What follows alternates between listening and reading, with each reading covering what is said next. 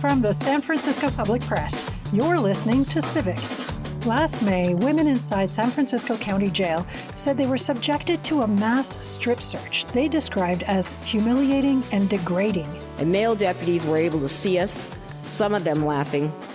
For advocates, lawyers, and clinicians, the allegations exposed something bigger, a jail holding women with profound trauma and psychiatric needs in a place built for control. When I meet these patients after they've been released, they present with new and worsened symptoms. This is a story about the women's unit inside San Francisco County Jail. How conditions inside can compound trauma and psychological distress, and why some of the questions have surfaced here repeatedly for more than 2 decades. I'm Sylvie Sturm. This is Civic. The female officer stood in front of me, directed me to take off all of my clothing, spread my cheeks, bend over, lift breasts.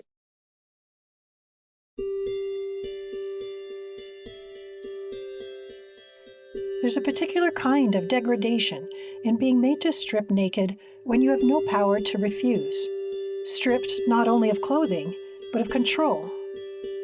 For many women in jail, that kind of anguish is familiar. It can echo earlier violations, moments when their bodies became a site of fear and control. Because jail does not receive people in a vacuum.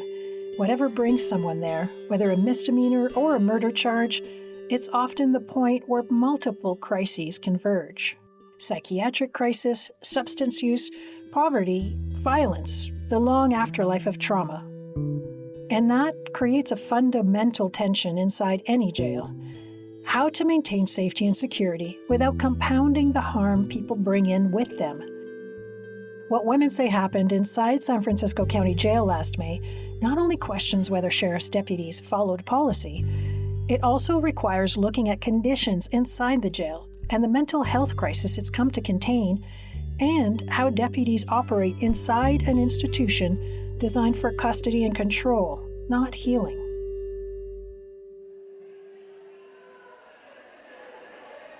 Last May, more than a dozen women housed in the B pod at San Francisco County Jail on 7th Street say deputies suddenly entered the unit. One of the women testified at a public hearing at City Hall in March. Several deputies lined us up, escorted us to a shower area, taking 2 of us at a time. Female deputies brought them into stalls, but they kept the door partially open, and male deputies were able to see us, some of them laughing, and their body-worn cameras were on. The incident lingered. It was a dehumanizing experience. I elected to bury it. I was released shortly after, and I struggled to feel safe, and I found it difficult to sleep. I have not been able to sleep more than 6 hours a night without the comfort of a television lulling me to sleep. This is my reality.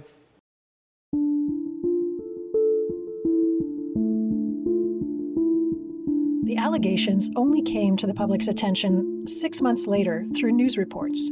Since then, the case has moved into formal legal and political channels, including that public hearing at City Hall, a public defender complaint, and private legal representation for 19 women. I have heard the horror story of what happened that day. Attorney Elizabeth Bertolino is representing the women in a lawsuit against San Francisco and the Sheriff's Department. She spoke at a press conference in March. There was a couple women who said they reached out to try to have the body-worn camera footage of them erased, and they were told, don't worry, if we upload it to YouTube or something, we'll have it blurred. There was also a moment suggesting some deputies knew something was wrong. At least one of the women note that there was a younger deputy who tried to speak up and said, shouldn't we have our cameras off? And they were directed, no, keep the cameras on. 2 city supervisors who were also at the March press conference denounced the behavior. Here's Jackie Fielder. There are laws on the books to prevent and also to have accountability for instances of injustice like this, which amount to blatant human rights abuses. This is gender-based violence.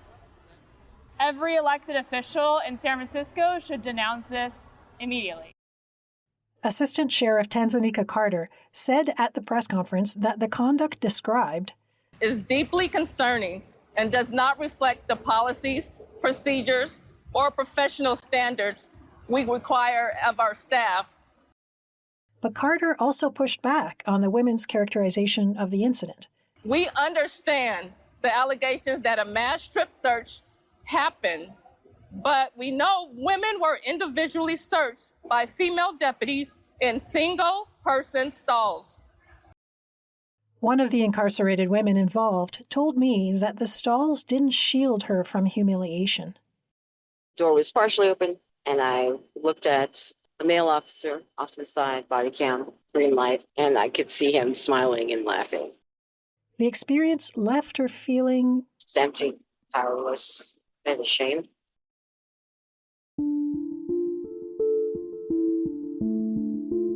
Women say they were searched in view of others. They say male deputies were present. They say cameras were recording. And they say no one explained why. That contrasts sharply with the Sheriff Department's policy. Strip searches are supposed to happen in private, and body cameras are not supposed to be recording. A week after that press conference, Sheriff Paul Miyamoto told supervisors at a Sheriff Oversight Committee meeting that the department has responded internally.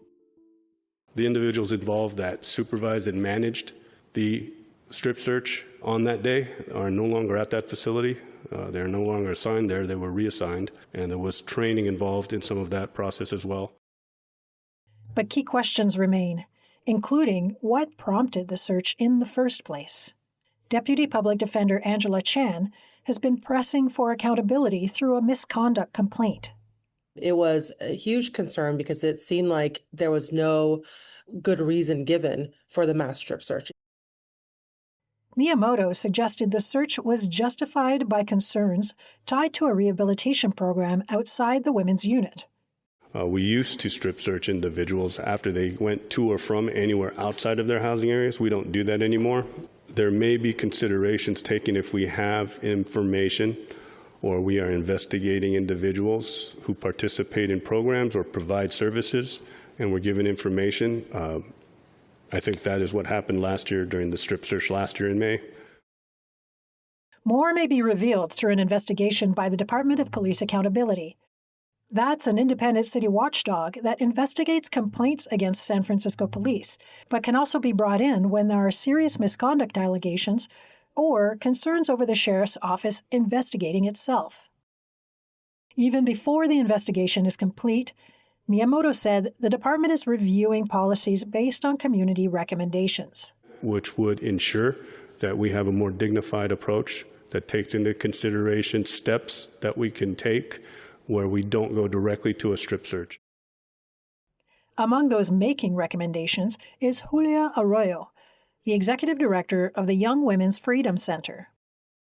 The Young Women's Freedom Center provides in-custody support, including healing circles and other services, for women and transgendered individuals inside San Francisco's jail.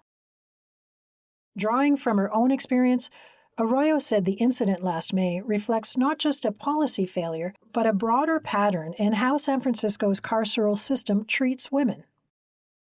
She made her point by showing city supervisors at the Sheriff Oversight Committee meeting her own mugshot from 16 years earlier.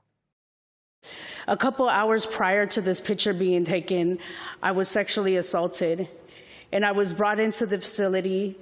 I wasn't given a rape kit. I wasn't given any prophylactic or any medications that could help me inside of my journey after being sexually assaulted.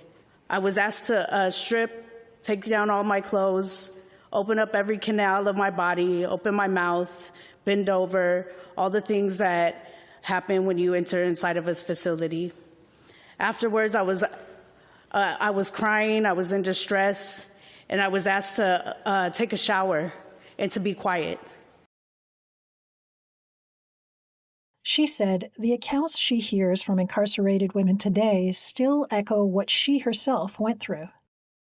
I sit in circle with women and gender-expansive people on the inside, and even years later, they still tell the same story. Years later, the same story. Different women, same experience.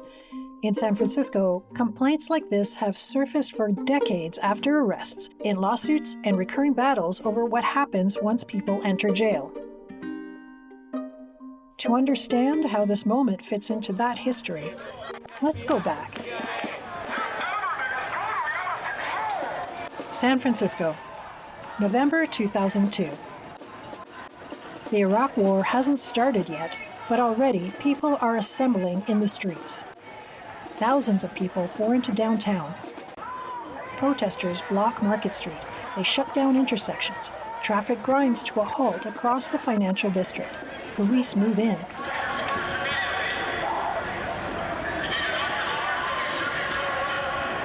By the end of the night, more than 1,500 people are detained.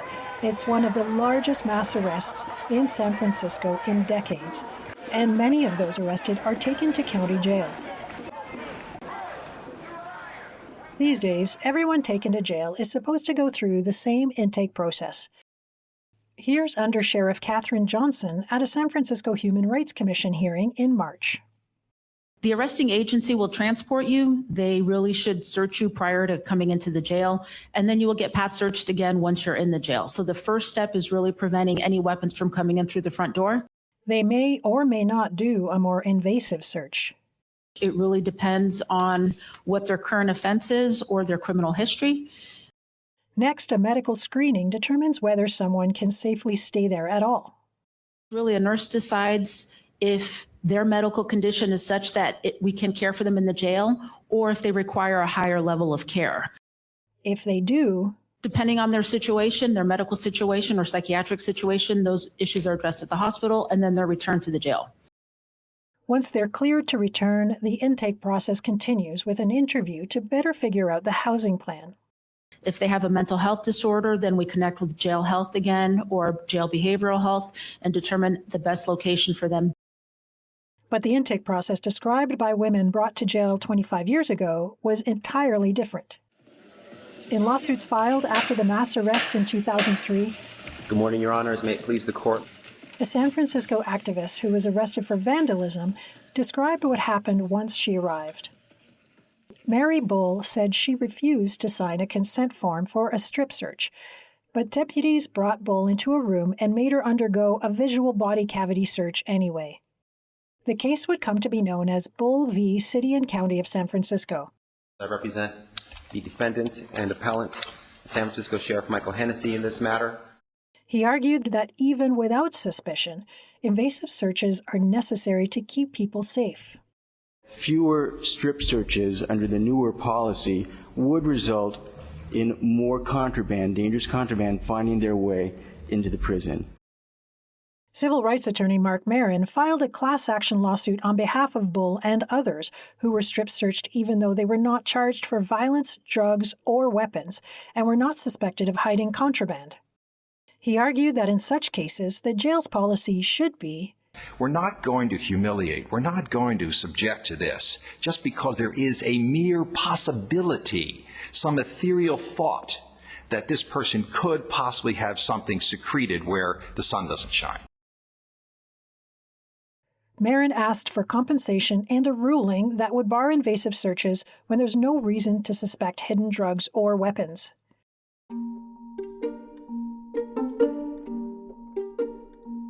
The lawsuit filed by Mary Bull pushed the city to scale back its blanket strip search policy and led to a payout of more than $400,000. But during appeals in the years that followed, the court said these searches could be degrading and still be allowed. 2 years later, the Supreme Court went even further, giving jails broad authority to search people even without suspicion.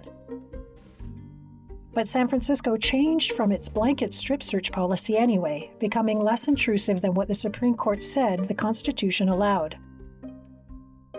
Nevertheless, the current controversy suggests deeper questions remain, not just over rules, but over the conditions that make this kind of treatment possible. For people who work closely with women inside the jail, the strip search allegations were alarming, but not surprising. It really wasn't just a strip search, it was the overall conditions. Diana Block is a longtime organizer with the California Coalition for Women Prisoners. Her organization has worked for decades inside women's prisons, and more recently with women in the San Francisco County Jail. The jail is supposed to be a temporary place where people wait, without being convicted, for their cases to be resolved. But that's not how many women experience it.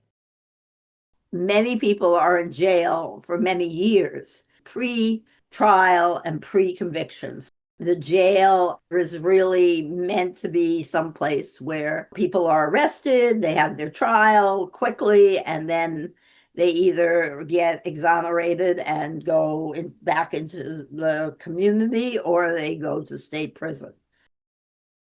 That means some are spending not days or weeks, but years in a facility that advocates say was never designed for long-term human life. And according to Block, the physical environment itself can be crushing. This jail in particular has no access to fresh air and no access to sunlight. People are just left 24/7 in an airless and dark place.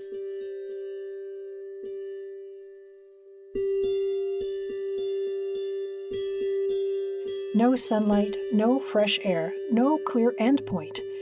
Not just for days or weeks, but in some cases it goes on for years.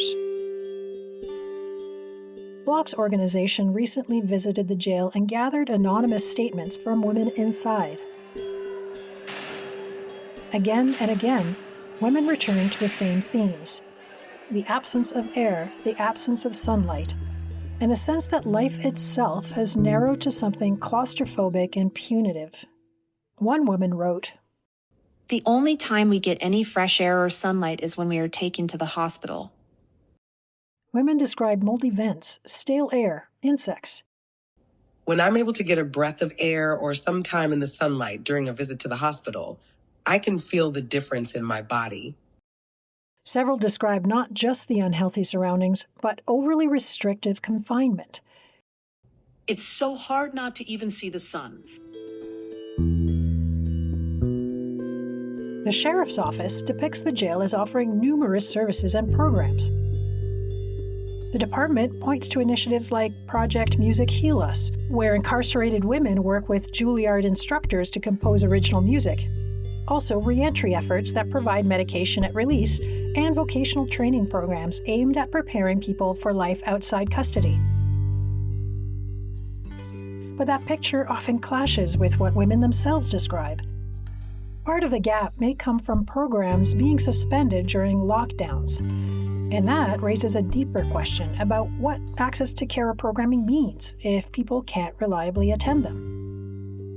Women's written statements describe conditions resembling indefinite lockdown, long hours confined to bunks with little to do.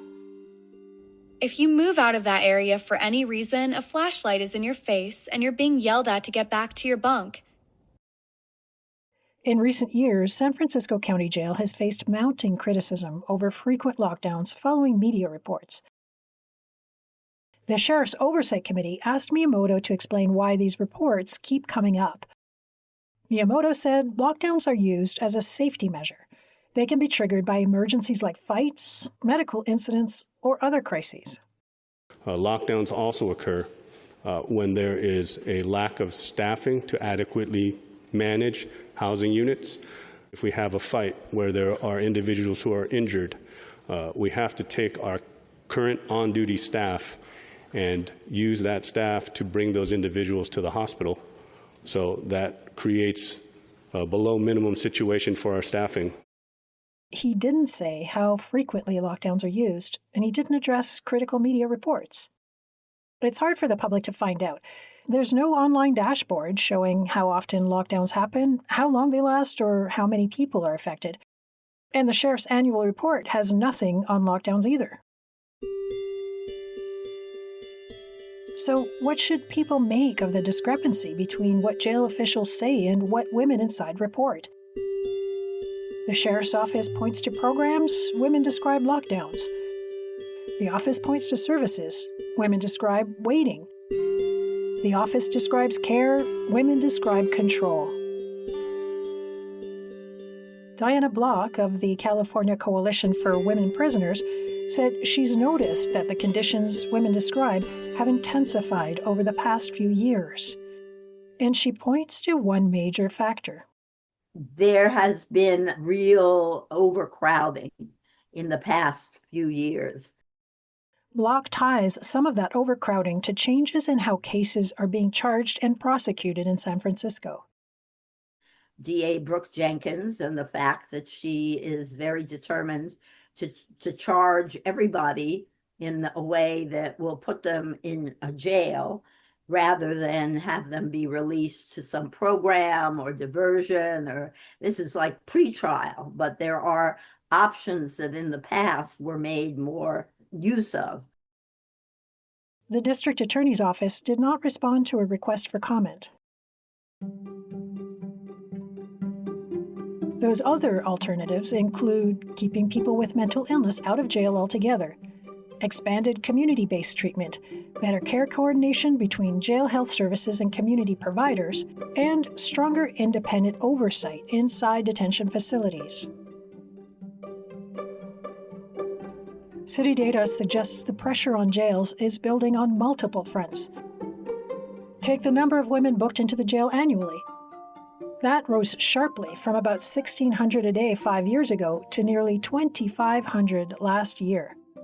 At the same time, the number of women living inside the jail has also climbed sharply. 5 years ago, that average was about 43 women a day. That average peaked to 93 women a day in 2024, before lowering slightly to 83 last year. Nearly 2,500 bookings a year, fewer than 100 people inside on any given day. In other words, thousands of women cycling through a very small system.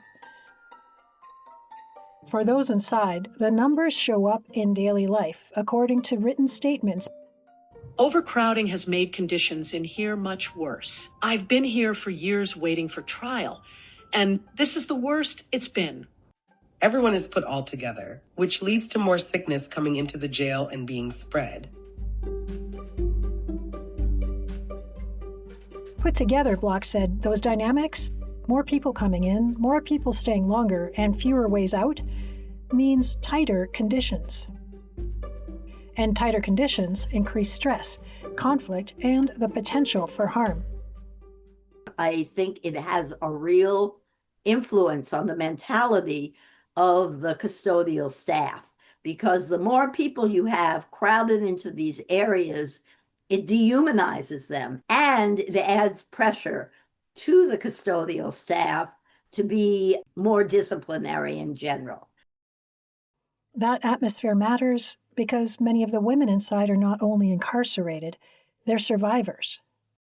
The statistics are really astounding it's like 85 to 90%. No one even disputes that, of women who end up in the carceral systems at any level have experienced some type of sexual abuse in their lives.